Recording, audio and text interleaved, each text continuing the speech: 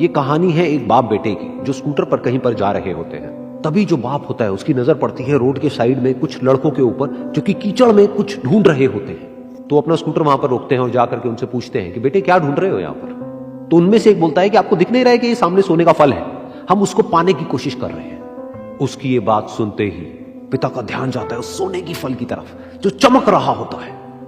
फिर उनके माइंड में कुछ इमेजिनेशंस बनने लग जाती हैं कि काश ये जो फल है ये मेरे बेटे के पास में आ जाए तो ना सिर्फ उसकी बल्कि मेरी भी जिंदगी बदल जाएगी।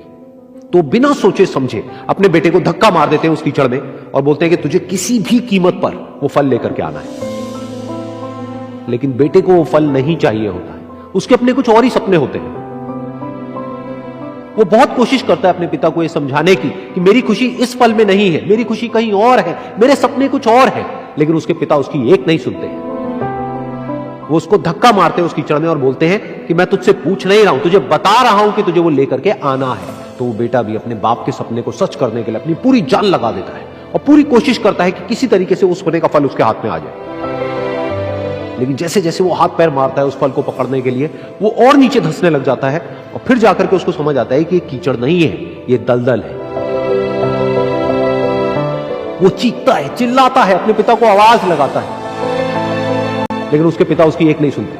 बोलते हैं कि बहाने मत बना, और भी लोग हैं वहां पर जो कर रहे हैं, तो जब वो कर सकते हैं तो तू क्यों नहीं कर सकता। तो एक बार वो फिर से कोशिश करता है और अपनी पूरी जान लगा देता है, लेकिन उसके बाद भी उसके हाथ में कुछ नहीं आता है और वो धीरे धीरे नीचे धंसता चला जाता है और मर जाता है। तब जाकर के उसके पिता को एहसास होता है कि उससे कितनी बड़ी गलती हो गई।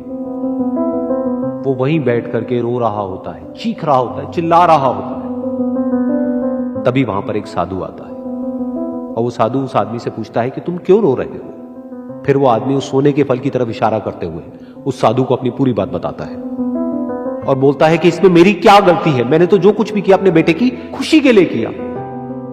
तो वो साधु उस फल को ध्यान से देखता है और उस आदमी को कहता है जिस सोने के फल की वजह से तुमने अपने बेटे को गवा दिया, कम से कम एक बार ध्यान से उसकी तरफ देखा तो होता कि वहां पर कोई फल है भी या नहीं।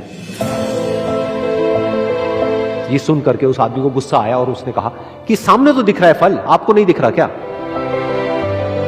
तब वो साधु उस कीचड़ के ऊपर एक पेड़ होता है जिसकी तरफ इशारा करते हैं और बोलते हैं कि वो जिसे तुम देख रहे हो वो उस फल की परछाई है, असली फल वहां पर उस पेड़ के ऊपर है।